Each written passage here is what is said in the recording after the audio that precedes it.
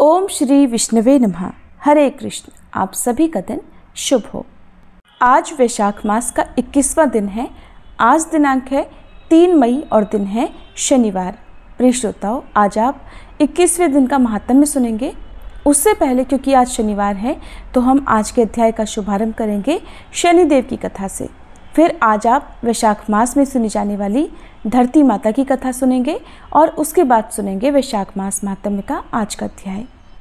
पौराणिक कथा के अनुसार एक बार स्वर्गलोक में सबसे बड़ा कौन, इस प्रश्न पर सभी 9 ग्रहों में वाद विवाद हो गया। सभी ग्रह एक दूसरे से कहने लगे कि मैं सबसे बड़ा, और इस पर विवाद इतना बढ़ गया कि परस्पर भयंकर युद्ध की स्थिति जैसी बन गई। कोई हल ना निकलता देखकर सभी 9 ग्रहों के देवता देवराज इंद्र के पास जा पहुँचे और कहने लगे, हे देवराज, अब तो आपको ही निर्णय करना होगा कि हम में से सबसे बड़ा कौन है। देवताओं का प्रश्न सुनकर देवराज इंद्र भी उलझन में पड़ गए। तब देवराज इंद्र कहने लगे, हे नवग्रहों, आपके प्रश्न ने तो मुझे भी उलझन में डाल दिया है। मैं इस प्रश्न का उत्तर देने में असमर्थ हूँ। हम सभी पृथ्वी लोक में उज्जैनी नगरी में राजा विक्रमादित्य के पास चलते हैं। इस प्रकार देवराज सहित सभी 9 ग्रहों के देवता उज्जैनी नगरी में जा पहुँचे। महल में पहुंचकर जब देवताओं ने उनसे अपना प्रश्न पूछा, तब राजा विक्रमादित्य भी कुछ देर के लिए परेशान हो उठे, क्योंकि सभी देवतागण अपनी अपनी शक्तियों के कारण महान थे। सभी नवग्रहों में से किसी भी एक को छोटा या बड़ा कह देने से उनके क्रोध का शिकार होना पड़ सकता था। अचानक राजा विक्रमादित्य को एक उपाय सूझा, क्योंकि राजा विक्रमादित्य को न्याय के लिए जाना जाता था। इसलिए उन्होंने न्याय करने के लिए विभिन्न धातुओं अर्थात स्वर्ण, रजत, कांसा, ताम्र, शीशा, रांगा, जस्ता, अभ्रक और लोहे के 9 आसन बनवाए। धातुओं के गुणों के अनुसार सभी आसनों को एक दूसरे के पीछे रखवाकर उन्होंने सभी देवतागणों को अपने अपने सिंहासन पर बैठने के लिए कहा। देवताओं के बैठने के बाद राजा विक्रमादित्य ने कहा, आपका निर्णय तो स्वयं हो गया। जो सबसे पहले सिंहासन पर विराजमान है वही सबसे बड़ा है। राजा विक्रमादित्य के निर्णय को सुनकर शनि देवता ने सबसे पीछे आसन पर बैठने के कारण अपने आप को छोटा जानकर क्रोधित होकर कहा, हे राजा विक्रमादित्य, तुमने मुझे सबसे पीछे बैठाकर मेरा अपमान किया है। तुम मेरी शक्तियों से परिचित नहीं हो। मैं तुम्हारा सर्वनाश कर दूंगा। तब शनिदेव ने कहा, सूर्य एक राशि पर 1 महीने, चंद्रमा 2.25 दिन, मंगल 1.5 महीने, बुध और शुक्र 1 महीने, बृहस्पति 13 महीने रहते हैं, लेकिन मैं किसी राशि पर 7.5 वर्ष अर्थात 7.5 जिसे कहते हैं तक रहता हूँ। बड़े बड़े देवताओं को मैंने अपने प्रकोप से पीड़ित किया है। यहाँ तक कि श्री राम को भी 7.5 के कारण ही वन में जाकर रहना पड़ा था। रावण को 7.5 के कारण ही युद्ध में मृत्यु का शिकार बनना पड़ा। हे राजा, अब तू भी मेरे प्रकोप से नहीं बच सकेगा। इसके बाद अन्य ग्रहों के देवता तो बड़ी प्रसन्नता के साथ वहां से चले गए, परंतु शनिदेव बड़े क्रोध के साथ वहां से विदा हुए। राजा विक्रमादित्य पहले की तरह ही न्याय करते रहे। उनके राज्य में सभी स्त्री पुरुष बड़े आनंद से अपना जीवन यापन कर रहे थे। इस प्रकार कुछ दिन ऐसे ही सुकून से बीत गए, लेकिन उधर शनि देवता अभी तक अपने अपमान को नहीं भूल पाए थे।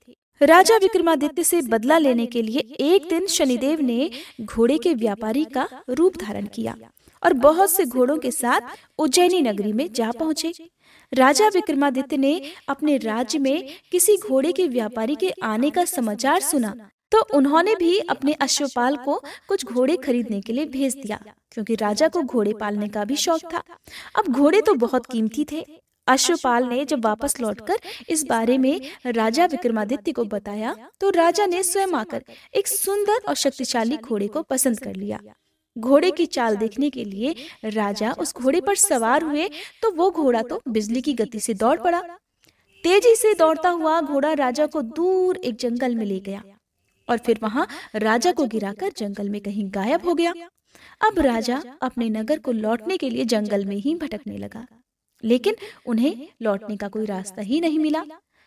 भटकते भटकते जंगल में इस प्रकार राजा को जोर से भूख प्यास लगने लगी। काफी दूर तक भटकने के बाद आखिरकार राजा को एक चरवाहा मिला। राजा ने उससे पानी मांगा। पानी पीकर राजा ने उस चरवाहे को अपनी अंगूठी दे दी। फिर उससे रास्ता पूछकर वो जंगल से निकलकर पास के ही एक नगर में जा पहुंचा। अब राजा विक्रमादित्य ने एक सेठ की दुकान पर बैठकर कुछ देर तक तो आराम किया। उस सेठ से राजा ने बातचीत की। राजा के बारे में पूछा तो राजा ने बताया कि मैं उज्जैनी नगरी से आया हूँ। राजा की कुछ देर दुकान पर बैठने से अब सेठ जी को बहुत बिक्री हुई। सेठ जी ने राजा को बड़ा भाग्यवान समझा कि इन्हीं के कारण आज मेरी दुकान में सबसे ज्यादा बिक्री हुई है। तो उन्होंने खुश होकर राजा को अपने घर पर भोजन के लिए आमंत्रित कर दिया और उन्हें अपने घर ले गए। सेठ के घर में सोने का एक हार खूंटी पर लटका हुआ था। राजा को उस कमरे में छोड़कर सेठ कुछ देर के लिए बाहर चला गया। तभी एक आश्चर्यजनक घटना घटी। राजा विक्रमादित्य के देखते ही देखते सोने के उस हार को खूंटी ने निगल लिया। वापस लौटकर सेठ ने देखा कि हार तो वहां पर था नहीं। हार को गायब देखा तो चोरी का संदेह राजा पर ही किया, क्योंकि उस कमरे में केवल राजा ही अकेला बैठा था। तब सेठ ने अपने नौकरों से कहा कि इस परदेसी को रस्सियों से बांधकर नगर के राजा के पास ले चलो। इस तरह से राजा को रस्सियों से बांधकर नगर के राजा के पास ले जाया गया। राजा ने जब राजा विक्रमादित्य से हार के बारे में पूछा तो उन्होंने बताया कि उनके देखते ही देखते खूंटी ने तो हार को निगल लिया था।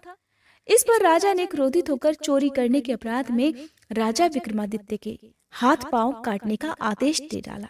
किसी ने भी राजा की बात का विश्वास नहीं किया। इस तरह से राजा विक्रमादित्य के हाथ पांव काटकर उन्हें नगर की सड़क पर छोड़ दिया गया। कुछ दिनों के बाद एक तेली उन्हें उठाकर अपने घर ले गया और उन्हें अपने कोलू पर बैठा दिया। अब राजा आवाज देकर बैलों को हाँकता रहता और इस तरह तेली का बैल चलता रहा। अब राजा को भोजन भी मिलता रहा। शनि के प्रकोप की 7.5 पूरी होने पर वर्षा ऋतु प्रारंभ हुई। अब एक दिन राजा विक्रमादित्य एक रात को मेघ मल्हार गा रहे थे कि तभी नगर के राजा की लड़की राजकुमारी मोहिनी रथ पर सवार होकर उस तेली के घर के पास से गुजरी। जब उसने मेघ मल्हार सुना तो उसे बड़ा अच्छा लगा। दासी को भेजकर गाने वाले को बुला लाने के लिए कहा। अब दासी ने लौटकर राजकुमारी को अपंग राजा के बारे में सब कुछ बता दिया। राजकुमारी उसके मेघ मल्हार से बहुत मोहित हुई, अतः उसने सब कुछ जानकर भी अपंग राजा से विवाह करने का निश्चय कर लिया। राजकुमारी ने अपने माता पिता से जब यह बात कही कि वो एक अपंग से विवाह करना चाहती है तो वे हैरान रह गए। रानी ने मोहिनी को समझाया, बेटी तेरे भाग्य में तो किसी राजा की रानी होना लिखा है, फिर तू उस अपंग से विवाह करके अपने पांव पर कुल्हाड़ी क्यों मार रही है। लेकिन राजकुमारी ने अपनी जिद नहीं छोड़ी। अपनी जिद पूरी कराने के लिए उसने भोजन करना छोड़ दिया और अपने प्राण त्याग देने का निश्चय कर लिया। आखिरकार राजा और रानी को विवश होकर अपंग विक्रमादित्य से अपनी राजकुमारी का विवाह करना ही पड़ा। विवाह के बाद राजा विक्रमादित्य और राजकुमारी उसी तेली के घर में रहने लगे। उसी रात स्वप्न में शनिदेव ने राजा से कहा, हे राजा, तुमने मेरा प्रकोप देख लिया, मैंने तुम्हें अपने अपमान का दंड दिया है। इस प्रकार राजा ने शनिदेव से क्षमा करने को कहा और प्रार्थना करते हुए कहने लगे, हे शनिदेव, आपने जितना दुख मुझे दिया है किसी और को कभी मत देना। तब शनिदेव ने कुछ सोचकर कहा, हे राजा, मैं तुम्हारी प्रार्थना स्वीकार करता हूँ। जो कोई स्त्री पुरुष मेरी पूजा करेगा, शनिवार को व्रत करके मेरी व्रत कथा सुनेगा, उस पर मेरा आशीर्वाद सदा बना रहेगा। इस प्रकार प्रातःकाल जब राजा विक्रमादित्य की नींद खुली तो उसने अपने हाथ पांव सही सलामत देखे। ये देखकर राजा को बड़ी खुशी हुई। उसने मन ही मन शनिदेव को प्रणाम किया। राजकुमारी भी राजा के हाथ पांव सही सलामत देखकर आश्चर्य में डूब गई। तब राजा विक्रमादित्य ने अपना असली परिचय देते हुए शनिदेव के प्रकोप की सारी कहानी रानी को कह सुनाई। सेठ को जब इस बात का पता चला तो वो दौड़ा दौड़ा तेली के घर पहुंच गया। राजा के चरणों में गिरकर क्षमा मांगने लगा। राजा ने उसे क्षमा कर दिया, क्योंकि ये सब तो शनिदेव के प्रकोप के कारण हुआ था। सेठ राजा को अपने घर ले गया और उन्हें भोजन कराया। भोजन कराते समय वहां एक आश्चर्यजनक घटना घटी। सबके देखते देखते उस खूंटी ने हार उगल दिया। ये देखकर सेठ बड़ा प्रसन्न हुआ और सेठ ने अपनी बेटी का विवाह भी राजा के साथ कर दिया। बहुत सारे स्वर्ण आभूषण और धन आदि देकर राजा को अपनी बेटी के साथ विदा कर दिया। अब राजा विक्रमादित्य राजकुमारी मोहिनी और सेठ की बेटी के साथ उज्जैनी नगरी में पहुंचे तो नगर वासियों ने बड़ी खुशी से उनका स्वागत किया। अगले दिन राजा विक्रमादित्य ने पूरे राज्य में घोषणा करा दी कि शनिदेव सभी देवों में सर्वश्रेष्ठ हैं। इसलिए हर स्त्री और पुरुष शनिवार को उनका व्रत करें और व्रत कथा अवश्य सुने। राजा विक्रमादित्य की घोषणा से शनिदेव बड़े प्रसन्न हुए। शनिवार का व्रत करने और व्रत कथा सुनने के कारण सभी लोगों की मनोकामनाएं शनिदेव की कृपा से पूरी होने लगी। सभी लोग बड़े आनंद पूर्वक रहने लगे। बोली शनि देवता की जय। धरती माता की कहानी। एक बार की बात है, एक बूढ़ी माई थी। वह धर्म और पुण्य अधिक करती थी। वह बूढ़ी माई इतना अधिक दान पुण्य और धार्मिक कार्य करती थी कि उसके धर्म पुण्य करने के कारण उसका घर सारा खाली हो गया। उसके घर में खाने को एक दाना तक नहीं रहा। यहाँ तक कि उसने जरूरतमंद लोगों को अपने घर की सारी आवश्यक वस्तुएं भी दान में दे दी। इसी तरह एक दिन उसके अत्यधिक धार्मिक पुण्य कार्य करने के कारण धर्मराज जी का सिंहासन डोलने लगा। तब धर्मराज जी कहने लगे, ऐसा कौन दानी हो गया जिसने धर्म पुण्य करके मेरे सिंहासन तक को हिला दिया। इसके बाद धर्मराज जी कहने लगे, अगर यह दानी इसी प्रकार दान पुण्य करता रहेगा तब तो ये मेरे सिंहासन को ही छीन लेगा। उन्होंने अपने दूत से कहा कि तुम जाकर इस दानी का पता लगाओ। और फिर धर्मराज जी ने इस कार्य के लिए यमराज जी को भेज दिया। यमराज जी ने दानी का पता लगाते हुए धरती पर आकर एक कोढ़ी व्यक्ति का रूप धारण कर लिया। फिर वह कोढ़ी रूप धारण करके उसी गांव में आ गए जहां वह बूढ़ी माई रहा करती थी। अब वह कोढ़ी सारे दिन गांव में कपड़ा मांगते हुए घूमता रहा, लेकिन किसी ने भी उसे तन ढकने के लिए कपड़ा नहीं दिया। सर्दियों का समय था, कड़ाके की ठंड पड़ रही थी और वह कोढ़ी फटे पुराने भेष में घूमते हुए सभी लोगों के घर के सामने से गुजरते हुए आवाज़ लगाता जा रहा था, कोई मुझे कपड़ा दे दो, कोई मुझे कपड़ा दे दो, तन ढकने के लिए मुझे कोई कपड़ा दे दो। लेकिन किसी ने भी उसकी इस आवाज़ की, उसकी बात की, उसकी बुरी दशा की परवाह ही नहीं की। सारा दिन वह कोढ़ी गांव भर में ऐसा ही कहता हुआ घूमता रहा। अब रात का समय हो चला था। चारों ओर घना कोहरा छाया हुआ था और वह कोढ़ी इसी प्रकार सभी के दरवाजे पर जा जाकर आवाज़ लगाता रहा। अब रात का समय हुआ तो वह उसी बुढ़िया माई के घर के आगे खड़ा हो गया और उसने आवाज़ लगाई। बुढ़िया माई को कोढ़ी की आवाज़ सुनाई पड़ी तो वह अपनी बहू से कहने लगी कि बहू जल्दी उठो और जाकर देखो कि बाहर कौन है। मुझे तो ये किसी मंगते भिखारी की आवाज़ लगती है, शायद उसे सर्दी लग रही होगी। तुम बाहर जाकर देखो तो जरा और उससे पूछो कि उसे क्या चाहिए। तब बहू अपनी सास की बात सुनकर कहने लगी, माँ जी, अपने द्वार पर तो कोई ना कोई आता ही रहता है मांगने के लिए। आप ना तो दिन में चैन लेती हैं और ना ही हमें रात में सोने देती हैं। देखिए माँ जी, रात के 12 बज गए हैं और इस समय मैं तो बाहर नहीं जाऊंगी।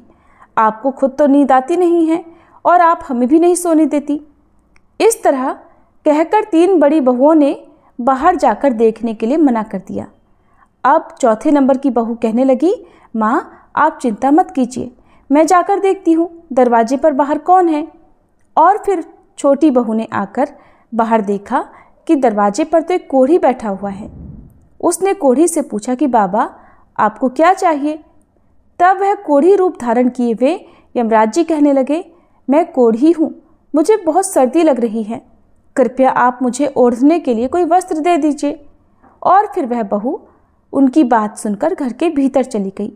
जाकर उसने अपनी सास से सारी बात बताई। बहू की सारी बात सुनकर बूढ़ी माई कहने लगी, बहू तेरे पिताजी के ऊपर जो कंबल है वही कंबल ले जाकर उस कोढ़ी को दे दो। ये बात सुनते ही बहू कहने लगी, नहीं माँ जी, अगर मैंने ऐसा किया तो पिताजी ठंड से मर जाएंगे। बूढ़ी माई ने फिर से बहू से कहा, अच्छा ठीक है, फिर मेरे ऊपर जो गुदड़ी है ये तुम अपने पिताजी पर डाल दो और उनका कंबल उतार कर उस जरूरतमंद भिखारी को दे दो। हम तो फिर भी घर के भीतर हैं, दरवाज़ा बंद करके बैठे हैं, लेकिन उस बेचारे के पास तो कुछ भी नहीं है।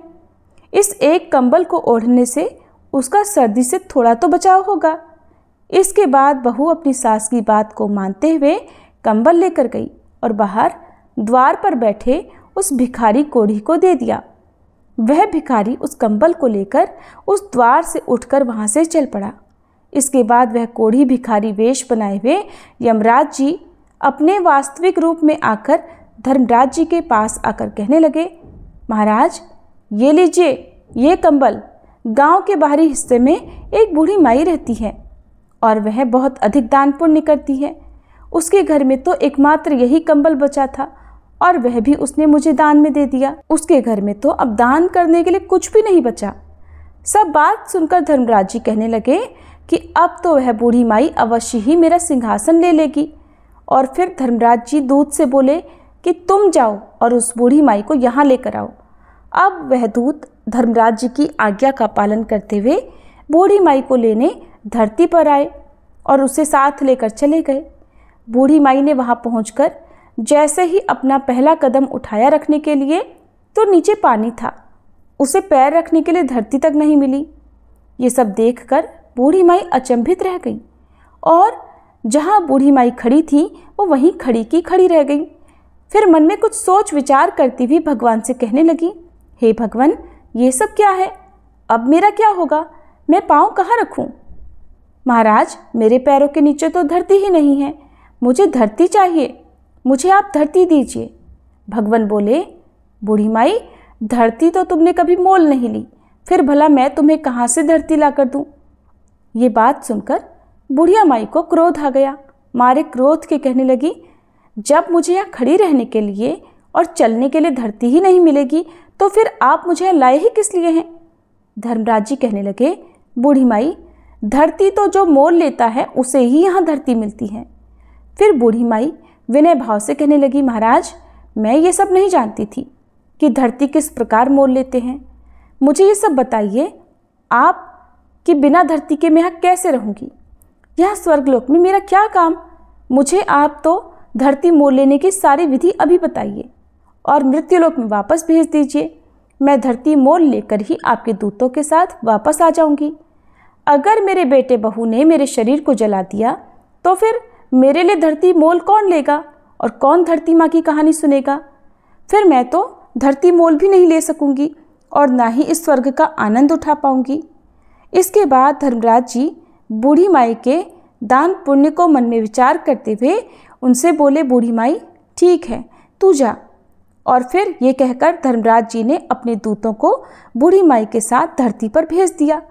उधर बूढ़ी माई रात में ही मर गई थी।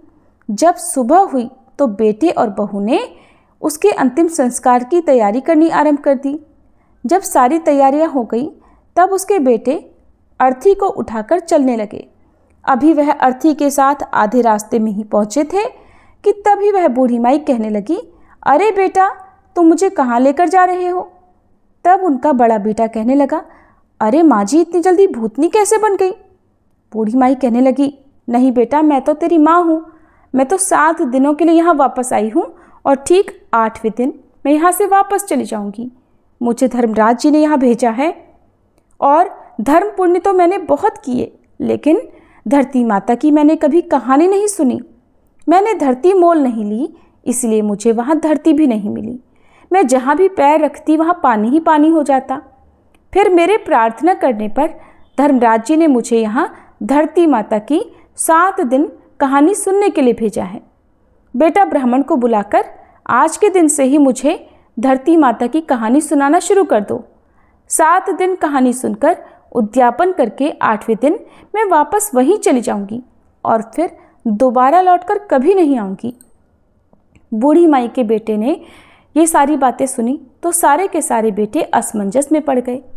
तभी एक बुजुर्ग पंडित कहने लगा कि बेटा तुम्हारी माँ भगवान के दरबार में जाकर आई है और अपनी काया में फिर से आ गई है और ये सब सच सच कह रही है। भगवान ने ही इसे यहाँ भेजा होगा। इसे अभी घर ले जाओ, जलाओ मत। बुजुर्ग पंडित की बात सुनकर सारे बेटे समझ गए और फिर सभी लोग बूढ़ी माई को लेकर घर वापस आ गए। बुढ़िया माई के प्रति घर में प्रीति रखने वाले लोगों की भीड़ इकट्ठी हुई थी। वहाँ औरतें भजन गा रही थी। जब बहुओं ने ये देखा कि बूढ़ी माई को वापस ले आए तब बहुएं आपस में कहने लगी, अम्मा नहीं मरेंगी, ये तो हमें मार कर ही दम लेंगी। घर में इसने झाड़ू लगा दी है, सुई तक भी इसने घर में नहीं छोड़ी, यहाँ तक कि घर में चुटकी भर नमक तक नहीं छोड़ा। और फिर ये वापस आ गई है। बहू की ये सारी बात सुनकर बूढ़ी माई कहने लगी, बेटा मैं तो किसी को नहीं मार रही, तुम सब ने मुझे नहला तो दिया, अब ब्राह्मणी को बुलाकर उससे मुझे धरती माता की कहानी भी सुनवा दो। 7 दिन में ये कहानी नियमित सुनूंगी और अगर मुझे धरती मिल जाएगी तो बेटा मैं फिर यहाँ से वापस चली जाऊंगी। और फिर उसके बेटे बहू ने 6 दिनों तक बूढ़ी माई को लगातार ब्राह्मणी को घर में बुलवाकर कहानी सुनवाई। 7वें दिन पानी का भरा हुआ एक लोटा, रोली मौली, 5 रुपए, 1.25 नाल का धागा, गुड़ की डली लेकर बूढ़ी माई अपनी बहू से कहने लगी, चलो बेटा तुम सब मेरे साथ पीपल के नीचे चलो, वहाँ चलकर हम सब बैठकर धरती माता की कहानी सुनेंगे। आज मुझे मेरे इस व्रत का उद्यापन करना है, तुम सब भी चलो, तुम सब भी इस कथा को सुनना जिससे तुम में ये सारी पीड़ा ना देखनी पड़े। और फिर वह बूढ़ी माई अपनी सभी बहुओं और ब्राह्मणी को लेकर पीपल के पेड़ के नीचे पहुंच गई। वहां बैठकर ब्राह्मणी ने धरती माता की कहानी कही और बुढ़िया माई और सभी लोगों ने कहानी सुनी। कहानी की हुंकार दिए धरती माता की कहानी कहने के बाद 1.25 नाल का धागा, 5 रुपए और गुड़ की डली लेकर उस पीपल के पेड़ की जड़ में दबा दिया। फिर बूढ़ी माई हाथ जोड़कर बोली, लो धरती माँ, इसे स्वीकार करो। धरती माता, अब मैंने तुम्हें मोल ले लिया है, मेरे सभी पाप अब तुम समेट लो। अब मुझे आगे धरती मिलनी चाहिए, मुझे फिर यहाँ न आना पड़े। इस प्रकार से बूढ़ी माई ने 7 दिनों तक धरती माता की कहानी सुनकर उद्यापन कर दिया। बूढ़ी माई की बहुओं ने एक दिन धरती माता की कहानी सुनकर उद्यापन कर दिया। इस तरह बूढ़ी माई ने धरती माता की कहानी कही, उसका व्रत किया और स्वयं उद्यापन भी किया और बहू से भी उद्यापन करवाया। फिर जब सभी घर में लौटे तो बूढ़ी माई अपनी बहू से कहने लगी, बेटा आज मेरा यहाँ आखिरी दिन है, आज तो मुझे सभी प्रकार का भोजन करा दो, मैं चली जाऊंगी और फिर दोबारा लौटकर कभी नहीं आऊंगी। तब बहुएं उससे कहने लगी, माँ जी क्या खिलाएं और कहाँ से लाएं, घर में तो तुमने कुछ छोड़ा ही नहीं। तब बड़ी बहू उन सभी को कहने लगी, कोई बात नहीं, तुम इतना कड़वा मत बोलो, मैं कुछ न कुछ प्रबंध कर लूँगी, मैं अभी पड़ोस में जाकर आती हूँ, माँ के करने के लायक भोजन तो मिल ही जाएगा। ऐसा बोलकर बड़ी बहू अपने अड़ोस पड़ोस के घरों में जाकर किसी से कुछ मांगती तो किसी से कुछ। इस प्रकार उसने अपनी सास के लिए सभी प्रकार का भोजन तैयार किया और फिर सास को जिमा दिया। तो बूढ़ी माई अपने बेटे बहू से बोली कि बेटा तुम सब भी भोजन जीम लो। और फिर सभी ने थोड़ा थोड़ा भोजन कर लिया। तब बूढ़ी माई उन सब से फिर से कहने लगी, बेटा मैं कल सुबह 4 बजे यहाँ से चली जाऊँगी और अब यहाँ कभी नहीं आऊँगी। आज यहाँ मेरा अंतिम दिन है, अब 12 बज गए हैं, तुम सब भी जाकर सो जाओ। बेटों के मना करने के बाद भी उन सभी को बूढ़ी माई ने नींद लेने के लिए भेज दिया। सभी अपने अपने कमरों में जाकर सो गए। अब अपने निर्धारित समय पर भगवान का विमान आया और बूढ़ी माई को लेकर चला गया। आगे जाने पर वहाँ बूढ़ी माई को अब धरती मिल गई थी। अब बूढ़ी माई भगवान से कहने लगी, हे भगवान, अब आप मेरी एक और इच्छा पूर्ण करो। तब भगवान कहने लगे, तुम्हारी अब कौन सी इच्छा पूरी करूं?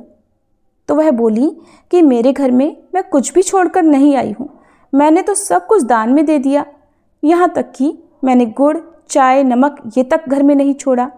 और अब मेरे मरने के बाद मेरे बेटा बहू मेरा विधि विधान कैसे पूरा करेंगे? जो मैंने अब तक दान धर्म किया उसे 4 गुना करके आप लौटा दीजिए।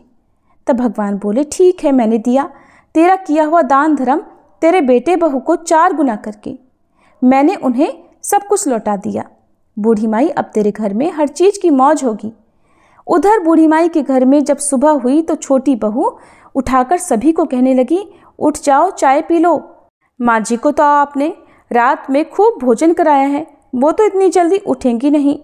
ऐसा कहकर वह जेठानी के पास जाकर बोली कि जाकर संभालो अपनी सास को, तुम उनकी लाडली बहू हो ना, वो तो अकड़ के सोई हैं और अब उठती ही नहीं। तब बड़ी बहू उससे कहने लगी कि अकड़ के तो क्या सोई होंगी, उनके बताए अनुसार 7 दिन बीत चुके हैं, आज तो 8वां दिन है, सासू तो गई होंगी। और फिर छोटी बहू कहने लगी कि जाकर संभालो अपनी सास को। बड़ी बहू ने जल्दी जल्दी आकर सास को देखा और फिर वह दौड़ती हुई अपने पति के पास जाकर बोली, आप क्या चाय पी रहे हैं? माँ तो गई, माँ को संभाल लो, उन्हें आंगन में लाकर सुला दो। जब बूढ़ी माई को लाकर आंगन में सुला दिया गया, तब सबसे छोटी बहू कहने लगी, मैंने सदा आप सब की सुनी है, मैंने आपकी हर बात मानी है, आज आप सब मेरी बात सुनो। तब सभी कहने लगे, बताओ। तो वह कहने लगी कि इस लोटे में भरे हुए पानी से सासू माँ को छींटे लगा दो, नहलाई धुलाई तो पहले से ही है, अगर आप लोग रोए तो ये फिर वापस आ जाएंगी, इन्हें पानी का छींटा देकर उठाकर ले जाओ। तुम 4 भाई बहुत हो, 5वें की कोई जरूरत नहीं है, और उठाकर ले जाओ यहाँ से फटाफट, और इनका अंतिम संस्कार करके आ जाओ, जिससे इनकी गति हो जाए। तब सारे भाई आपस में बात करने लगे कि पहले भी हम लोगों को इकट्ठा करके शर्मिंदा हो चुके हैं, अब बिना देर किए इनका कहना मान लेते हैं। ऐसा विचार करके सभी भाइयों ने बूढ़ी माई को उठाया और चल दिए उनका अंतिम संस्कार करने शमशान की ओर। तभी रास्ते में पीपल के नीचे बैठी कुछ औरतें जो कहानी सुन रही थी कि बूढ़ी माई के बेटों को इस तरह जाते देखकर वो समझ गई और एक दूसरे से बोली, वैशाख का पावन महीना है, बूढ़ी माई तो मर गई और बहुओं ने भजन तक नहीं गवाए, चलो हम ही वहाँ चलकर भजन गाते हैं, 2-4 राम के नाम लिए जाएंगे। तो ये विचार कर वह सभी बूढ़ी माई के घर जाकर भजन गाने लगी। उधर बेटों ने बूढ़ी माई का अंतिम संस्कार कर दिया और अब वह घर की ओर आने लगे।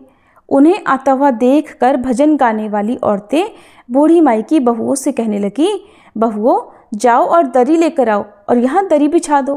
तब बहू कहने लगी, मरे ना मराए बूढ़ी माई, उसे दाग देकर जब हमारे घर वाले आएंगे तभी हम दरी बिछाएंगी। तब वह भजन गाने वाली औरतें कहने लगी, लो आ गए सभी लोग, अब तो दरी बिछा दो। फिर दरी बिछाई गई। भजन गाने वाली औरतों ने खूब भजन गाए और भजन गाने के बाद वे अपने अपने घर को चली गईं। अब दरी पर बैठे हुए बूढ़ी माई के बेटे एक दूसरे का मुंह ताकने लगे और कहने लगे कि अब क्या करें और क्या नहीं करें, कहाँ से चाय पानी का प्रबंध करें। माँ तो गई और घर में कुछ भी नहीं छोड़ा। अब अड़ोसी पड़ोसी भी आपस में चर्चा करने लगे, चलो भाई आज तो बूढ़ी माई के परिवार को चाय पानी पिला कर आएं, उनको रोटी पानी खिलाएं, आज ही उनकी माँ मरी है, अब की बार तो वह मर ही गई है, आज तो खिला पिला आते हैं, कल से अपना अपने आप देख लेंगे।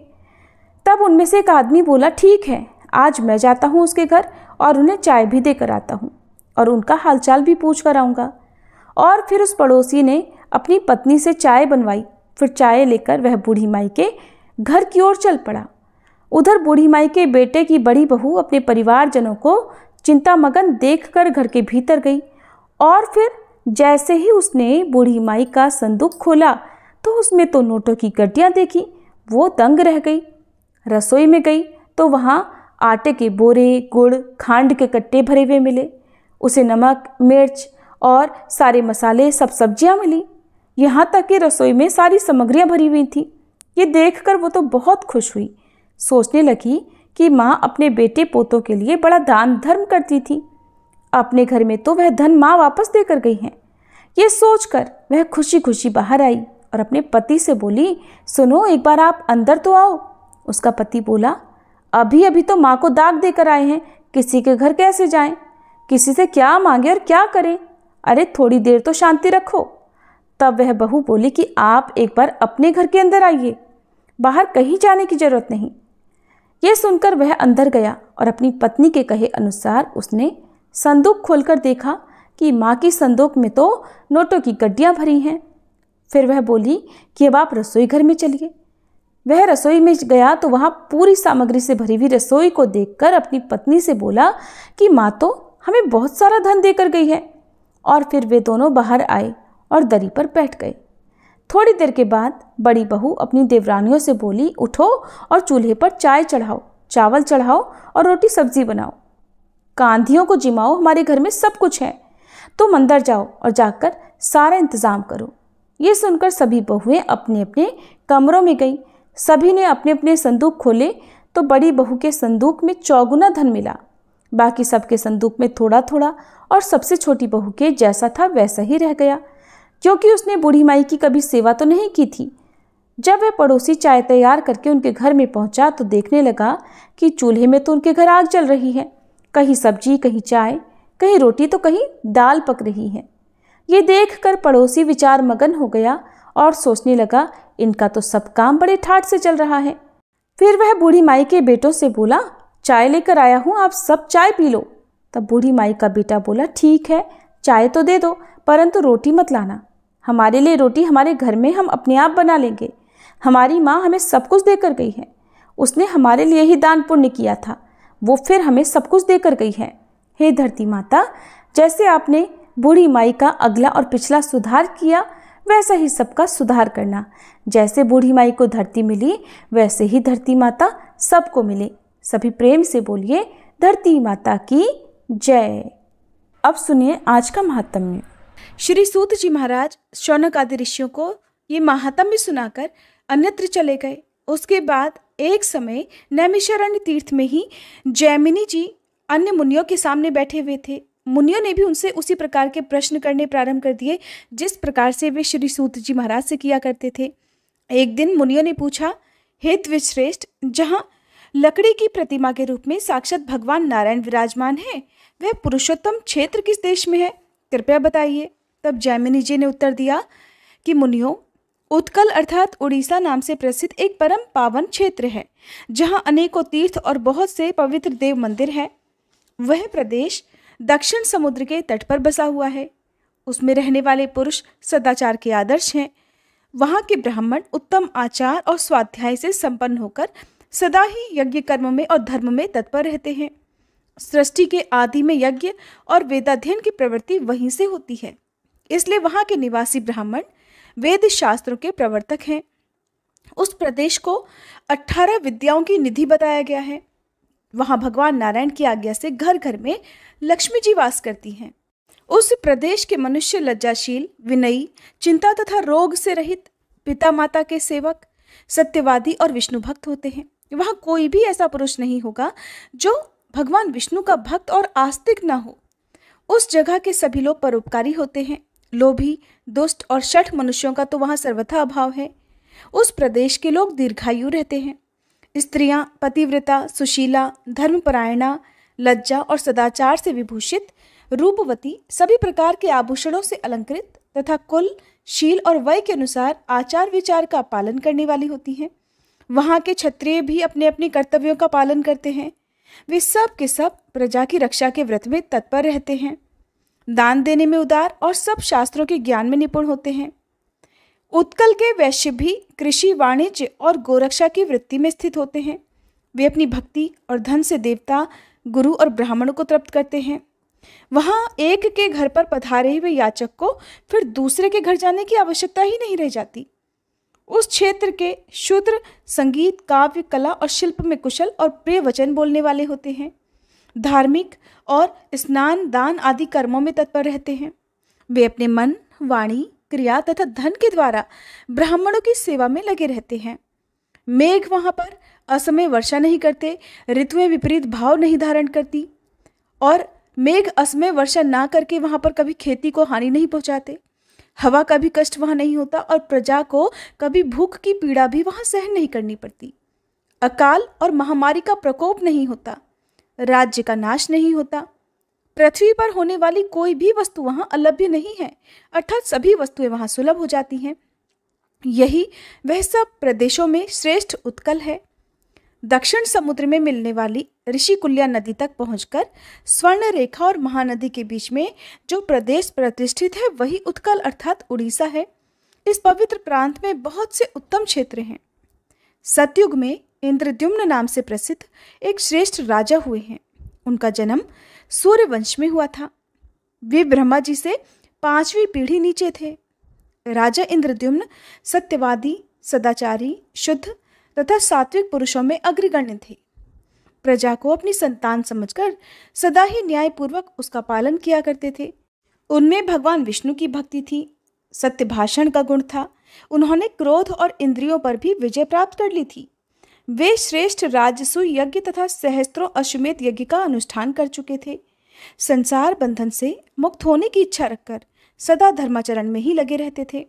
इस प्रकार वे सर्वगुण संपन्न राजा इंद्रद्युम्न समूची पृथ्वी का पालन करते हुए मालव देश में विख्यात और समस्त रत्नों से संपन्न द्वितीय अमरावती के समान सुशोभित अवंती नाम वाली नगरी में निवास करते थे। वहां रहते हुए राजा ने भगवान विष्णु में मन, वाणी और क्रिया द्वारा परम अद्भुत और उत्तम भक्ति बढ़ाई।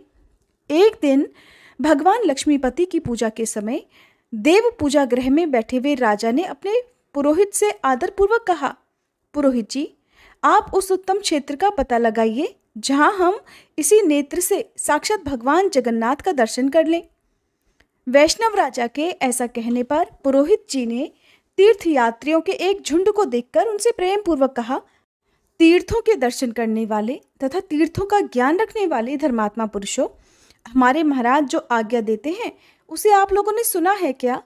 आप में से किसी को उत्तम तीर्थ का पता है क्या? उनका अभिप्राय समझकर उन यात्रियों में से एक व्यक्ति जो बहुत सारे तीर्थों में घूम चुका था और बहुत अच्छा वक्ता भी था, राजा के पास आकर हाथ जोड़कर कहने लगा, राजन, मैंने बचपन से ही अनेक तीर्थों में भ्रमण किया है। भारतवर्ष में ओढ़ नाम से प्रसिद्ध एक प्रदेश है। उस देश में दक्षिण समुद्र के तट पर श्री पुरुषोत्तम क्षेत्र है, जहाँ नीलाचल नामक एक पर्वत है। वह सब ओर से वनों द्वारा घिरा हुआ है। उसके बीच में कल्प वृक्ष है, जिसके पश्चिम भाग में रोहिणी कुंड है। वह भगवान की करुणारूप जल से भरा हुआ है, जो स्पर्श करने मात्र से ही मोक्ष देने वाला है। उसके पूर्वी तट पर रुद्र नीलमणि की बनी हुई भगवान वासुदेव की प्रतिमा है, जो साक्षात मोक्ष प्रदान करने वाली है। उस कुंड में स्नान करके जो भगवान पुरुषोत्तम का दर्शन करता है वह मुक्त हो जाता है। वहाँ शबर दीपक नामक एक श्रेष्ठ आश्रम है, जो भगवत विग्रह से पश्चिम दिशा में स्थित है। उस आश्रम से एक पगडंडी का रास्ता है, जिससे भगवान विष्णु के स्थान तक जाया जा सकता है। वहाँ शंख चक्र गदाधारी साक्षात भगवान जगन्नाथ विराजमान हैं। वे करुणा के समुद्र हैं, दर्शन मात्र से ही सब जीवों को मुक्ति प्रदान करते हैं।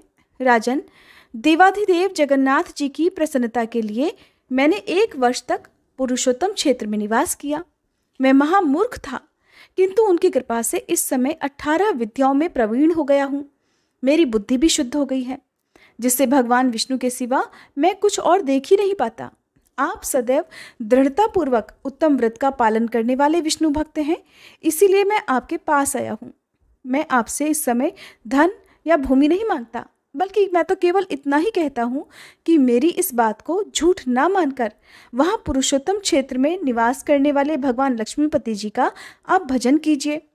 ऐसा कहकर वह जटाधारी यात्री सबके देखते ही देखते शीघ्र अंतर्ध्यान हो गया। इससे राजा को बड़ा आश्चर्य हुआ। वे व्याकुल होकर पुरोहित जी से बोले, पुरोहित जी, ये अलौकिक वृतांत अलौकिक पुरुष से ही सुना गया है। अब मेरी बुद्धि जहाँ भगवान गदाधर विद्यमान है वहाँ जाने के लिए उतावली हो रही है। हे द्विश्रेष्ठ, मेरे धर्म, अर्थ और काम एक दूसरे के अनुकूल रहकर सदा आपके अधीन रहे हैं। आपके प्रसाद से मैंने त्रिवर्ग का साधन तो कर लिया। अगर आप इस भगवत दर्शन के कार्य में भी मेरे साथ चलेंगे तो मैं आपके सहयोग से चारों पुरुषार्थों को भी प्राप्त कर लूँगा। राजा की बात सुनकर पुरोहित जी कहने लगे, राजन, मैं ऐसा प्रयास करूँगा कि हम लोग सहायकों सहित पुरुषोत्तम क्षेत्र में चलकर बस जाएं। जन्म की सफलता इससे बढ़कर भला और क्या हो सकती है कि साक्षात भगवान लक्ष्मीपति जी का दर्शन कर लिया जाए। इस समय मेरा छोटा भाई विद्यापति सभी देशों में घूमने वाले दूतों के साथ वहां जाएगा और जगन्नाथ जी का दर्शन करके उस पर्वत पर सैनिकों के ठहरने योग्य स्थान का पता लगा लेगा। फिर वह हमें सारा समाचार बता देगा। इससे हम लोगों का ही कल्याण होगा। पुरोहित की ये बात सुनकर राजा इंद्रद्युम्न ने कहा, ब्राह्मण, बहुत अच्छा, अब मैं भगवान विष्णु के समीप उसी क्षेत्र में चलकर बसूंगा। ऐसा कहकर राजा ने प्रसन्नतापूर्वक अंतःपुर में प्रवेश किया और पुरोहित जी ने उन सब यात्रियों को यथा योग्य सम्मान देकर अपने अपने आश्रम को भेज दिया। फिर अपने भाई को ब्राह्मणों से स्वस्ति वाचन कराकर शुभ मुहूर्त में भेजा। फिर विद्यापति ने भी समस्त विश्वसनीय पुरुषों के साथ पुष्प शोभित रथ पर विराजमान होकर वहां से प्रस्थान किया। उसने रथ में बैठे बैठे ये सोचा कि अहो, मेरा जन्म सफल हो गया। मेरी रात्रि मंगलमय प्रभात का दर्शन कराने वाली होगी, क्योंकि मैं भगवान के उस मुखारविंद का दर्शन करूंगा जो सभी पापों को दूर करने वाला है। श्रवण, मनन अथवा साधनों से निरंतर प्रयत्न करने वाले साधक जिन्हें अपने हृदय कमल के मध्य विराजमान देखते हैं, उन्हीं भगवान चक्रपाणि को आज मैं नीलाचल के शिखर पर साक्षात शरीर धारण किए देखूंगा। जो शरीर बंधन का नाश करने वाले हैं। श्रुति, स्मृति, इतिहास और पुराण के वचनों द्वारा जिनके स्वरूप का भलीभांति निरूपण करना असंभव है, उन्हीं भगवान लक्ष्मीनिधि के कभी दिखाई ना देने वाले स्वरूप का आज दर्शन करके मैं भव सागर से पार हो जाऊंगा। जिनके नाम संकीर्तन मात्र से उनका स्मरण करने वाले मनुष्यों के विविध पापों का संहार हो जाता है, उन्हीं अप्रमेय भगवान जगन्नाथ जी के नीलगिरी निवासी स्वरूप का आज मैं प्रत्यक्ष दर्शन करूंगा। जिनके रोम रोम में असंख्य ब्रह्मांडों की मालाएं हैं, जिनके सहस्त्रों मस्तक, चरण और नेत्र हैं, जिनकी निश्वास वायु से संपूर्ण वेदों की राशि प्रकट हुई है और जो सब प्रपंचों के स्वामी हैं, उन्हीं पुराण पुरुष भगवान विष्णु की मैं शरण लेता हूँ। आहा, मेरा कैसा भाग्य है कि इन्हीं चर्म चक्षुओं से मैं जगत के आदि कारण भगवान नारायण का दर्शन करूंगा। इसी सोच विचार में पड़े हुए प्रसन्नचित्त ब्राह्मण को रथ के वेग से लांघे हुए विशाल मार्ग का, अर्थात इतनी लंबी दूरी का कुछ भी पता नहीं चला। मार्ग में मिले हुए अनेकों वन, पर्वत तथा दुर्गम स्थानों को देखते हुए वे सूर्यास्त के समय महानदी के तट पर जा पहुंचे। उन्होंने रथ से उतरकर विधि पूर्वक नित्य कर्म किया और सायं संध्या करके भगवान मधुसूदन का ध्यान किया। इसके बाद रथ पर बैठे ही उन्होंने रात बिताई। प्रातःकाल होने पर शीघ्र ही महानदी को पार किया। फिर प्रातःकालिक कर्म समाप्त करके रथ पर आरूढ़ होकर गोविंद का चिंतन करते हुए ही आगे को प्रस्थान किया। भगवान के निकट जाने वाले मार्ग को देखते हुए वे एकाम्र वन में जा पहुंचे। उसके बाद कल्पवट से विभूषित गगनचुंबी नीलाचल का शिखर देखा, जो दर्शकों के पापों का भी नाश करने वाला है। साक्षात शरीरधारी भगवान विष्णु के उस अद्भुत निवास स्थान को खोजते हुए विद्यापति नीलाचल की तराई में जा पहुंचे। अब वे भगवान के दर्शन करने के लिए अत्यंत उत्कंठित हो गए, किंतु आगे बढ़ने का मार्ग ही नहीं मिला। तब भूमि पर कुशा बिछाकर वे मौन भाव से लेट गए और भगवत दर्शन की सिद्धि के लिए भगवान के ही शरणागत हो गए। तब पर्वत से पश्चिम भगवत भक्त के विषय में बातचीत करने वाले लोगों की अलौकिक वाणी सुनाई देने लगी, जिससे प्रसन्न होकर वे उसी शब्द का अनुसरण करते हुए, अर्थात जिधर से वे आवाजें आ रही थी उसी तरफ बढ़ने लगे। कुछ ही दूर पर विख्यात शबर दीपक नामक आश्रम मिला। वहां उन्होंने वैष्णव भक्तों का दर्शन किया और उन्हें प्रणाम करके वे हाथ जोड़कर खड़े हो गए। तब विश्वावसु नामक शबर भगवान विष्णु का पूजन समाप्त करके पूजा के प्रसाद से सुशोभित होकर पर्वत के बीच से वहां आया। उसे देखकर ब्राह्मण को बड़ी प्रसन्नता हुई और वे सोचने लगे कि श्रेष्ठ वैष्णव हैं, इनसे मुझे भगवान विष्णु के संबंध में दुर्लभ समाचार जरूर प्राप्त होगा। इसी विचार में पड़े हुए ब्राह्मण से शबर ने कहा कि हे ब्राह्मण, आप कहाँ से इस वन में पधारे हैं? इस वन का रास्ता तो बड़ा ही दुस्तर है और आप तो भूख प्यास से बहुत थक भी गए होंगे। आप यहाँ सुखपूर्वक बैठिए और लंबे समय तक विश्राम कीजिए। ऐसा कहते हुए विश्वावसु ने ब्राह्मण के लिए पाद्य आसन और अर्घ्य प्रदान किया और फिर विनय युक्त वाणी में पूछा, हे विप्रवर, आप फलाहार करेंगे या तैयार की हुई रसोई? जैसी आपकी रुचि हो वैसा ही भोजन मैं आपके सामने प्रस्तुत कर लूंगा। भगवान, आज मेरा अहोभाग्य है, मेरा ये जीवन सफल हो गया, क्योंकि आप साक्षात दूसरे भगवान विष्णु की तरह मेरे घर पर पधारे हैं। इस प्रकार पूछने पर श्रेष्ठ ब्राह्मण विद्यापति ने कहा, हे वैष्णव श्रेष्ठ, फल या फिर तैयार की हुई रसोई से मेरा कोई उद्देश्य नहीं है। मैं बहुत दूर से जिस उद्देश्य को लेकर यहाँ आया हूँ, आप बस उसे सफल कर दीजिए। मैं अवंतीपुरी के निवासी महाराज इंद्रद्युम्न का पुरोहित हूँ और भगवान विष्णु के दर्शन की इच्छा से यहाँ आया हूँ। राजा ने मुझे यहाँ निवास करने वाले नील माधव श्री हरि का दर्शन करने के लिए भेजा है। दर्शन करके मैं जब तक राजा जी के पास इसका समाचार नहीं पहुँचा दूंगा, तब तक राजा निराहार रहेंगे। इसलिए आप मुझे जल्द से जल्द भगवान विष्णु का दर्शन कराइए।